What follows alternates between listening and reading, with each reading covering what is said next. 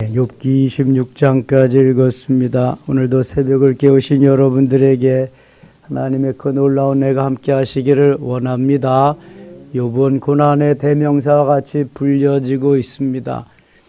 그러나 욥과 같이 그 재산과 자식과 건강을 다 불러가질 않았지만 욥 못지않게 고난을 통해서 만들어진 위대한 성경의 인물들도 많이 있습니다. 그 중에 대표적인 사람이 다윗입니다. 다윗은 장인이자 그 나라의 왕인 사울에게 많이도 쫓겨다니고 죽음의 위험을 수없이 많이 당하기도 했습니다. 욥은 죽음의 위험은 그래도 당하지를 않았잖아요. 그러나 다윗은 하나님께 모든 삶을 온전히 맡기면서 끝까지 원망도 불평도 없이 잘 견디어냅니다. 그리고 그가 터득한 것이 시편 119편 67절입니다. 고난당하기 전에는 내가 그릇 행하였더니 이제는 주의 말씀을 지키나이다. 이 고난을 통해서 하나님의 말씀을 지키는 그런 하나님의 사람으로 자리매김할 수 있었다는 거죠. 시편 119편 71절에는 고난당한 것이 내게 유익이라 이로 인하여 주의 율례를 배우게 되었나이다. 고난이 유익이고 고난이 축복이라 고난을 통해서 율례, 법도 하나님의 뜻, 계명을 깨닫고 배우게 되었다는 거예요. 그게 고난이 너무 귀하다는 거예요. 오늘 그 고난은 욥에게 어떻게 다가오느냐 하면은 찌꺼기, 불순물을 제거한 순도 높은 순금으로 보석으로 다가오는 것을 욥이 첫 번째로 깨닫게 됩니다. 이것은 얼마나 큰 수확이에요? 얼마나 큰 귀한 열매인지 몰라요. 자기 혼자 의롭고 자기 혼자 선하고 자기 혼자 하나님을 기쁘시게 한다고 하는 이 욥이 나도 다른 사람들과 별로 다름없는 찌꺼기 투성이다. 불순물 투성이다. 하나님이 이거 나를 내려놓게 하고 정죄하게 하게 하는 훈련을 시키는구나. 이렇게 깨닫게 됩니다. 얼마나 큰 깨우침이며 깨달음인지 몰라요? 21장 가겠습니다. 엘리바스, 빌닷, 소발이 두 번씩 충고를 하는데 거기에 한 번도 지지 아니한 욥. 지지 않을 뿐만 아니라 저들이 말한 것보다 두 배, 세 배를 더 변론을 하면서 정당성을 저들에게 주장합니다. 자, 오늘도 소발에 대한 변론을 이렇게 합니다. 욥이 대답하여 이르되 너희는 내 말을 자세히 들으라. 이것이 너희의 위로가 될 것이니라. 나를 용납하여 말하게 하라. 내가 말한 후에 너희가 조롱할지니라. 다 말한 다음에 조롱을 해도 해라 그래. 나의 원망이 사람을 향하여 하는 것이냐?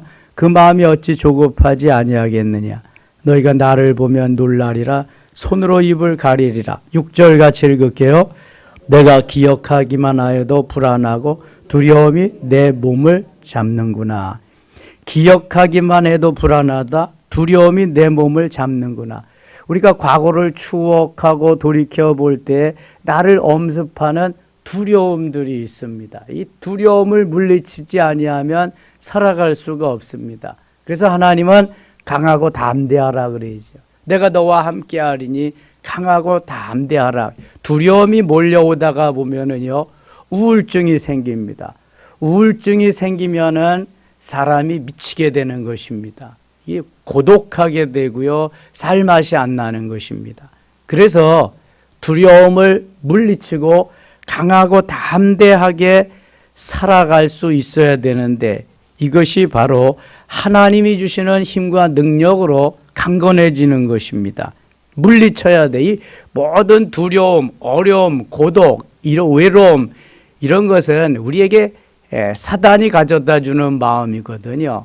다윗과 같이 능히 믿음으로 강하고 담대하게 설 수 있을 때 어떤 어려움도 이길 수 있게 되는 것입니다. 내가 기억하기만 해도 불안하다. 두려움이 내 몸을 감싸온다. 잡아 나를 못 살게 군다. 이거는 살아갈 소망이 다 끊어지는 거죠. 어찌하여 악인이 영존하고 생존하고 장수하며 세력이 강하냐. 그들의 후손이 앉아서 그들과 함께 굳게 서고 자손이 그들의 목전에서 그러하는구나. 13절 갑니다. 그들의 날을 행복하게 지내다가 잠깐 사이에 스월에 내려가느니라. 행복하게 살다가도 금방 스월, 지옥으로 간다는 거예요. 행복이 잠시밖에 없다는 거죠. 지속됨이 없다는 거예요. 그러할지라도 그들은 하나님께 말하기를 우리를 떠나소서 우리가 주의 도리 알기를 바라지 아니하나이다. 전능자가 누구이기에 우리가 섬기며 우리가 그에게 기도한들 무슨 소용이 있으랴 하는구나. 그러나 그들의 행복이 그들의 손안에 있지 아니하니 악인의 계획은 나에게 멀구나. 이 세상 사람들, 악한 사람들은 다 이렇게 살아간다는 게 자기는 그렇지 않다는 거죠. 악인의 등불이 꺼짐과 재앙이 그들에게 닥침과 하나님이 진노하사 그들을 곤고하게 하심이 몇 번인가.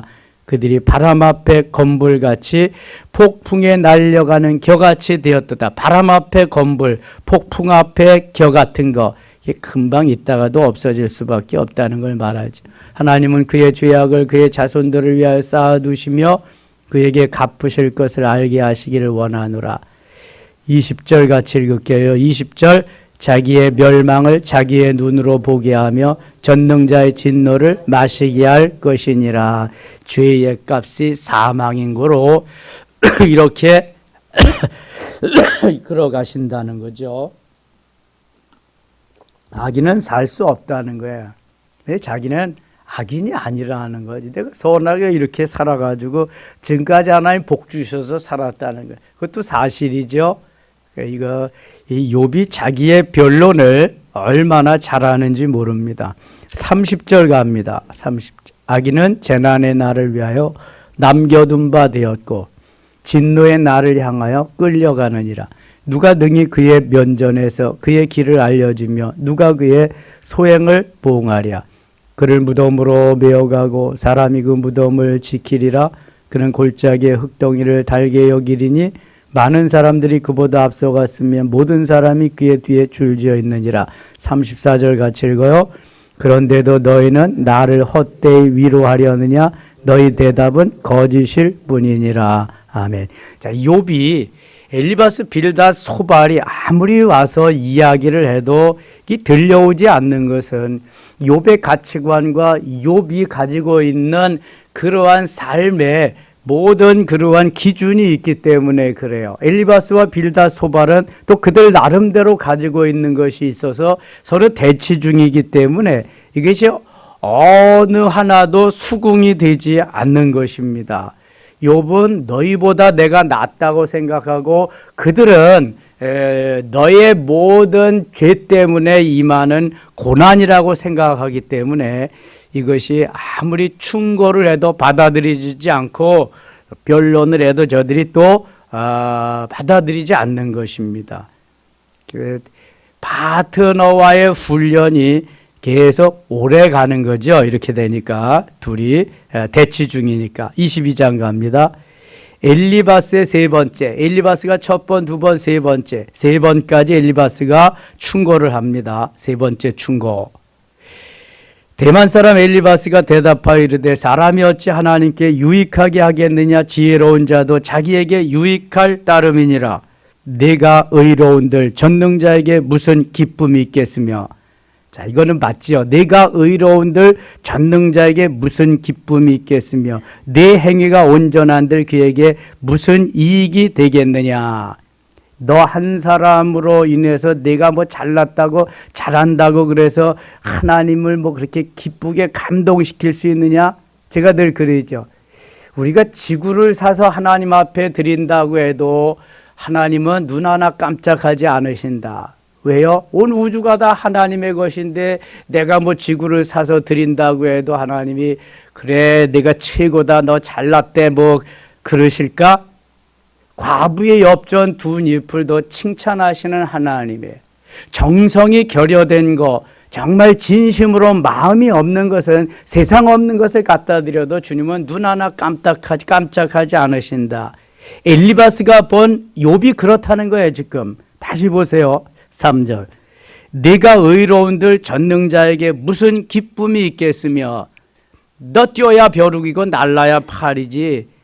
너의 지금 죄값으로 내가 고난당한 거 알지도 못하는 내가 그렇게 잘났다고 날뛰는데 너 의로운들 전능자에게 무슨 기쁨이 되겠냐. 내 행위가 온전한들 내가 정말 흠 없이 티 없이 그렇게 살았다고 한들 그에게 무슨 이익이 되겠느냐. 하나님하고 아무런 상관없다는 게 너 혼자 네가 좋아서 그렇게 하는 거지 정말 하나님을 내가 기쁘게 하면서 살았느냐 그런 말이죠. 내 기분에 내 감정에 도취되어서 사는 거하고 정말 나의 삶을 온전히 하나님 앞에 드리는 거하고는 다른 것입니다. 내가 온전히 죽어서 하나님이 받으실 만한 삶이 되어야지 나는 살아서 내 마음에는 주로 나요만 다 있는데 그냥 보이는 식으로 주요 하고 갖다 드리는 거 아무런 소용없다는 거예요. 회개도 마찬가지. 욥은 지금 그렇게 살고 있다는 거예요. 엘리바스가 본 욥이 그렇습니다. 근데 욥은 인정하지 않습니다. 너는 그럴지 모르지만 나는 안 그렇다. 이것입니다. 지금 4절입니다. 하나님이 너를 책망하시며 너를 신문하심이 너의 경건함 때문이냐? 다시 나오잖아요. 너의 경건함 때문이냐? 내 악이 크지 아니하냐? 네 죄악이 끝이 없느니라. 죄 때문에 내가 당하는 고난을 왜 모르느냐 그러는 거죠. 계속 몰아붙이는 것입니다. 17절 가겠습니다. 17절. 그들이 하나님께 말하기를 우리를 떠나소서 하며 또 말하기를 전능자가 우리를 위하여 무엇을 하실 수 있으랴 하였으나 하나님이 좋은 것으로 그들의 집에 채우셨느니라. 악인의 계획은 나에게서 머니라. 의인은 보고 기뻐하고 죄 없는 자는 그들을 비웃기를 우리의 원수가 망하였고 그들의 남은 것을 불이 삼켰느니라 하리라. 너는 하나님과 화목하고 평안하라. 그리하면 복이 내게 임하리라. 엘리바스가 본 관점은 욥이 하나님과의 관계를 대신 관계를 제대로 하지 않았기 때문인데 그것이 바로 범죄한 것이라는 거죠. 22절 청하건대 너는 하나님의 입에서 교훈을 받고 하나님의 말씀을 네 마음에 두라. 내 마음대로 살지 말고 하나님의 마음으로 하나님의 입에서 나오는 말씀으로 네가 좀 살아야 된다. 그래야 네가 행복하다. 그래야 너는 고난을 이길 수 있다. 그런 것이죠. 23절 네가 만일 전능자에게로 돌아가면 네가 지음을 받을 것이며 또 내 장막에서 불의를 멀리하리라. 뭐 지음을 받았는데 무슨 지음을 또 받아요? 이것은 변화된 삶. 다시 하나님이 기뻐하는 욥의 삶을 말하는 것입니다. 내가 만일 전능자에게로 돌아가면 너는 네 마음대로 사는 거지 전능자에게 붙잡혀서 하나님이 원하는 삶을 너는 살지 않았다는 거예요. 너 혼자 좋아서 날뛰는 거라는 거죠. 내가 만일 전능자에게로 돌아가면 내가 지음을 받을 것이며 또 내 장막에서 불의를 멀리하리라. 내 보화를 티끌로 여기고 욥이 부자니까 거부니까 그것을 다 티끌로 여기고 오빌의 금을 계곡의 돌로 여기라. 여기 엘리바스의 충고도 변론도 욥이 너무 재물을 사랑한다는 거죠. 보화를 티끌로 여기라. 최영 장군이 그랬잖아요. 황금을 보기를 뭐같이 하라? 돌같이 하라. 내 보화를 티끌로 여기고 오빌의 금을 황금을 계곡의 돌로 여겨라. 너는 그거 바라보고 살지 않았느냐. 황금 바라보고 재물 바라보고 그래서 이렇게 내가 잘 살게 되었다고 그거 가지고 너 뻐기고 재고 자랑하고 그렇게 살지 않았느냐. 너 그 대가를 받는 거 아니냐. 지금 그런 말 하는 거죠. 25절 그리하면 전능자가 내 보화가 되시며 내게 고귀한 은이 되시리니. 참 엘리바스가 아주 귀한 말을 많이 합니다. 그렇게 하면 전능자가 내 보화가 된다. 세상의 황금이나 이러한 재물이 보화가 아니라 전능자가 하나님이 내 보화가 아니냐. 너는 하나님보다 재물을 지금 더 사랑하기 때문에 내게 다가온 고난이 아니냐. 그런 말입니다. 그러면서 내게 고귀한 은이 되리라. 이에 내가 전능자를 기뻐하여 하나님께로 얼굴을 들 것이라. 하나님께로 얼굴을 돌리라. 너는 그에게 기도하겠고 그는 들으실 것이며 너의 소원을 내가 갚으리라. 하나님이 제일 먼저 거두어 간 것이 재물이지 않나요? 욥이 재물에 너무 많은 관심, 하나님보다 재물을 더 사랑했기 때문에 하나님이 그 고난을 욥에게 주셨다는 거죠. 이건 어디까지나 이제 엘리바스의 관점인데 이것은 다 맞지요. 이것은 아주 정답입니다. 28절 내가 무엇을 결정하면 이루어질 것이요 내 길에 빛이 비치리라. 사람들이 너를 낮추거든 너는 교만했노라고 말하라. 하나님은 겸손한 자를 구원하시리라. 그렇지, 사람이 의롭다고 하고 내가 완전하고 한다고 하고 결격 사유가 없다고 하고 존경을 받지요. 부가 있습니다. 명예가 있습니다. 자녀가 있어서 다복합니다. 건강합니다. 뭐 어디 꿀릴 것이 없어요. 부족할 것이 없단 말이죠. 그리고 연례 행사처럼 그리고 매일 하는 것처럼 이렇게 예배 의식은 계속 다 하지요. 뭐 완전 무결하지 사람이 볼 때. 그러나 그것이 욥을 지금 좀먹고 있는 것입니다. 진정한 나는 죽지 아니하고 겉만 죽고 속은 아직도 자기가 살아서 자기가 하는 것으로 하고 말로만 주께서 하셨어요 하는 그러한 삶이 욥이 삶이라는 거죠. 바리새인과 같은 그러한 보이기식 내놓기 위한 그러한 신앙이 욥의 신앙이라는 거예요. 엘리바스의 진단은 거의 맞습니다. 그러나 엘리바스도 자기의 관점에서 자기의 기준으로 한 것이기 때문에 나중에 하나님으로부터 야단을 맞습니다. 그 말이 맞지만 욥은 하나도 수긍하지 않습니다. 그러나 29절 30절 같이 읽을게요. 29절입니다. 사람들이 너를 낮추거든 너는 교만했노라고 말하라. 하나님은 겸손한 자를 구원하시리라.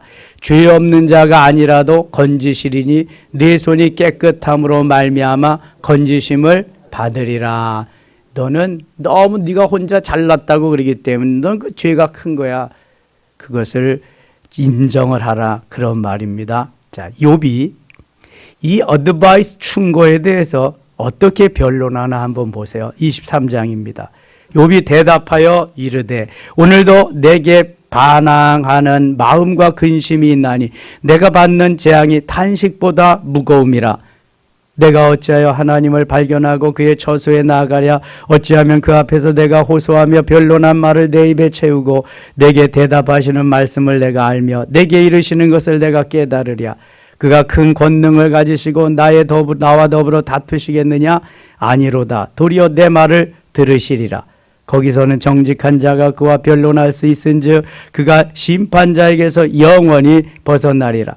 그런데 내가 앞으로 가도 그가 아니 계시고 뒤로 가도 보이지 아니하며. 앞으로 가도 아니 계시고 뒤로 가도 보이시지 않는다. 하나님은 보이시지 않아도 계시는 분인 줄 믿습니다. 꼭 눈으로 확인하고 귀로 들어서 생존하시는 분이 아닙니다. 하나님은 보이지 않고 들리지 않아도 계시는 분, 창조주 하나님, 지금도 살아 역사하시는 전능하신 하나님이심을 믿습니다. 9절 그가 왼쪽에서 일하시나 내가 만날 수 없고 그가 오른쪽으로 돌이키시나 배울 수 없구나. 지금 욥의 마음이 너무 힘든 거예요. 그래. 하나님이 만나주시고 들려주시면 좀 괜찮을 텐데 그게 안 되는 거예요, 여러분. 그리고 깨달은 것이 이런 겁니다. 10절 같이 읽게 10절입니다. 그러나 내가 가는 길을 그가 아시나니 그가 나를 단련하시면은 내가 순금같이 되어 나오리라. 아멘.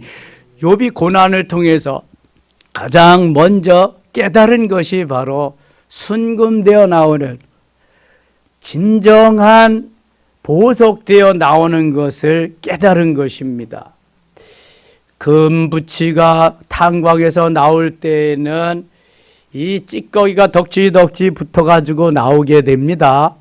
이것을 1000도 내지 2000도, 대개 1300도의 용광로 속에 넣는다 그래요.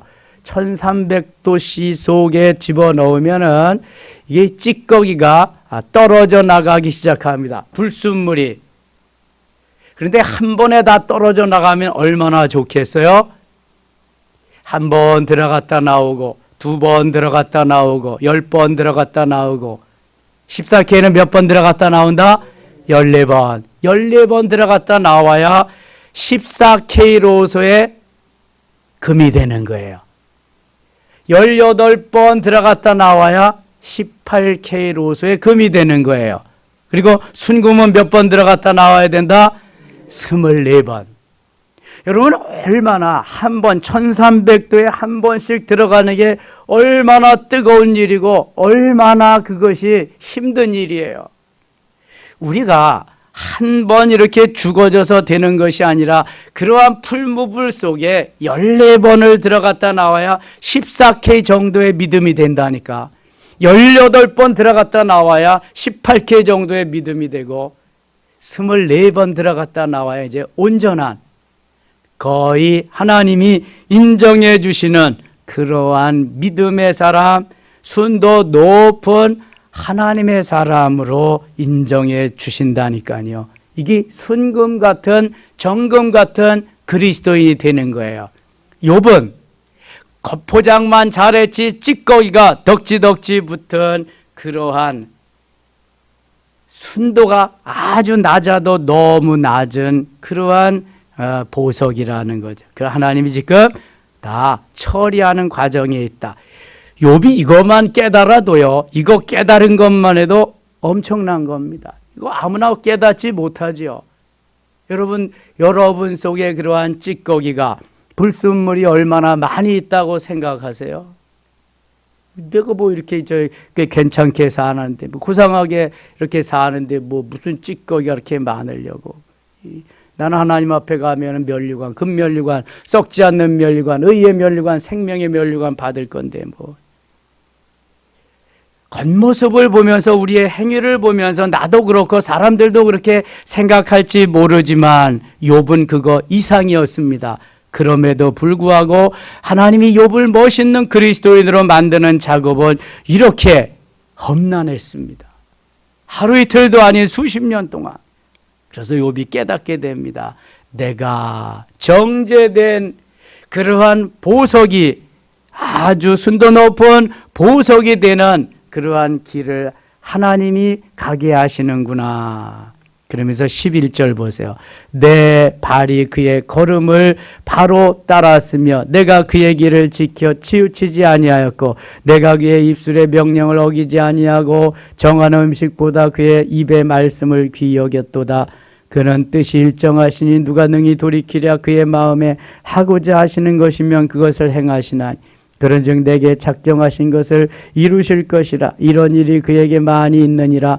그러므로 내가 그 앞에서 떨며 지각을 얻어 그를 두려워하리라. 10절같이 고백을 했지만 욥은 아직까지도 변화된, 정제된 이러한 찌꺼기를 다 내려놓은 그러한 상태는 아닙니다. 그래서 인정을 하고 있지만 아직도 다 내려놓진 못한 상태입니다.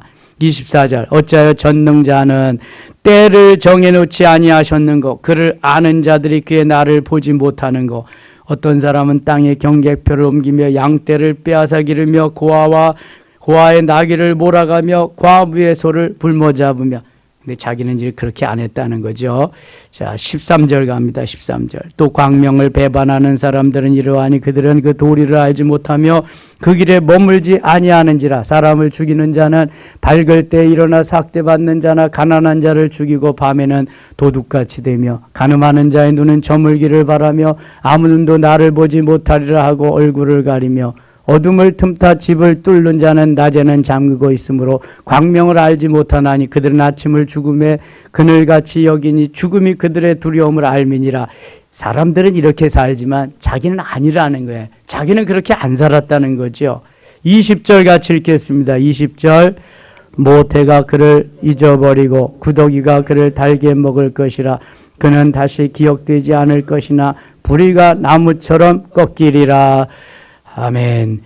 23절 갑니다. 23절 하나님은 그에게 평안을 주시며 지탱해 주시나 그들의 길을 살피시도다. 그들은 잠깐 동안 높아졌다가 천대를 받을 것이며 잘려 모아진 곡식 이삭처럼 되리라. 가령 그렇지 않을지라도 능히 내 말을 거짓되다고 지적하거나 내 말을 헛되게 만들 자 누구랴.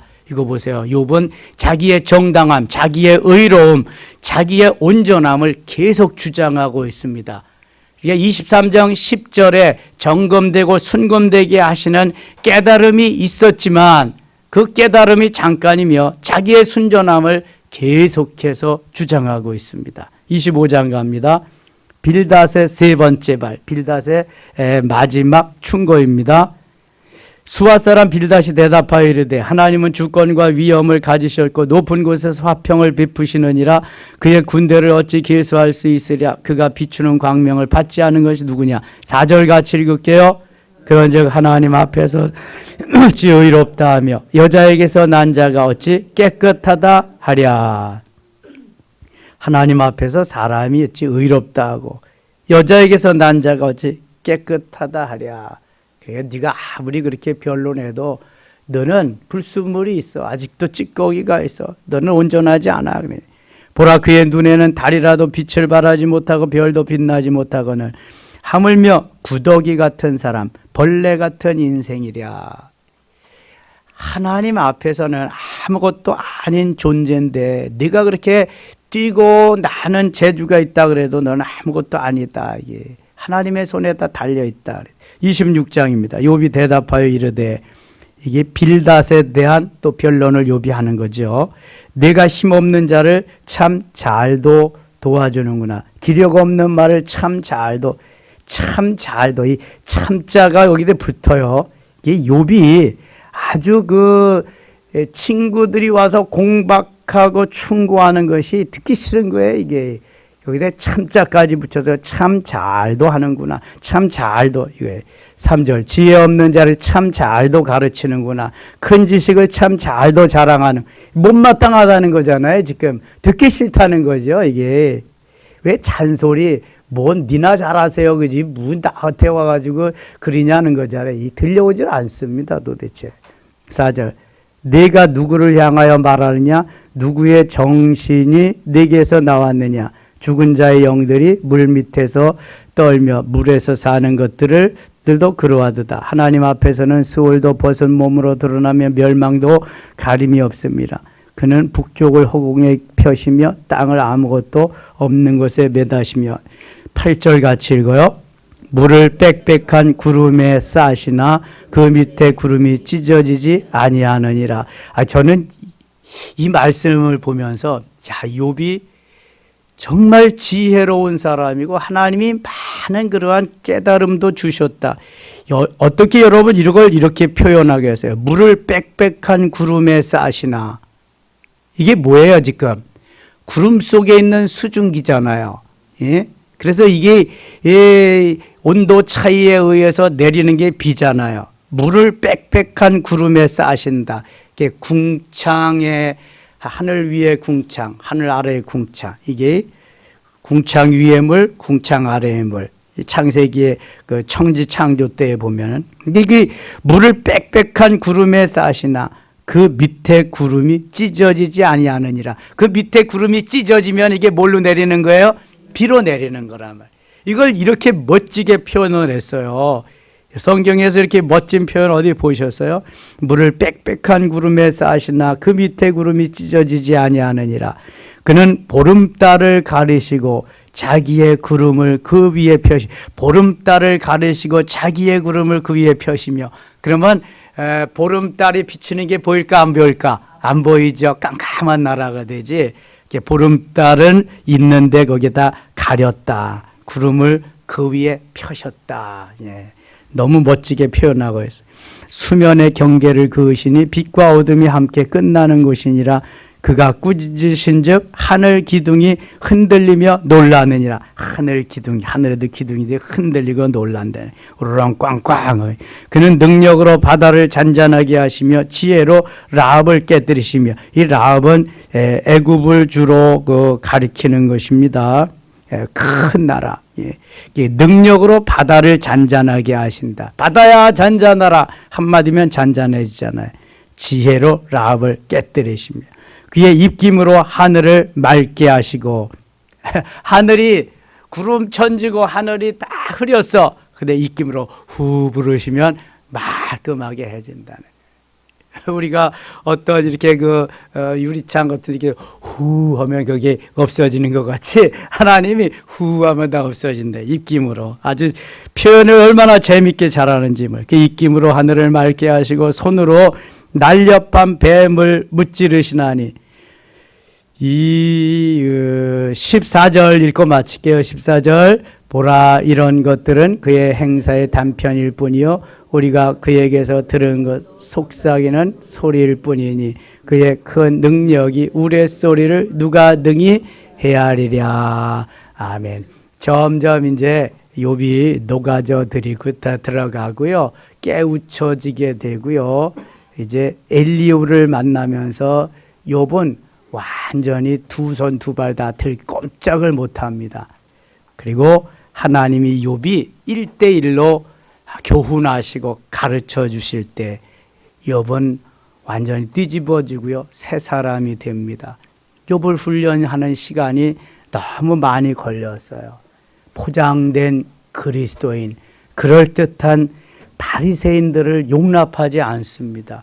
지금 구약 시대가 돼서 그렇죠. 신약 시대에는요. 예수님이 바리새인에게 뭐라고 말씀하셨어요? 독사의 자식들아, 독사의 새끼들아, 그럽니다.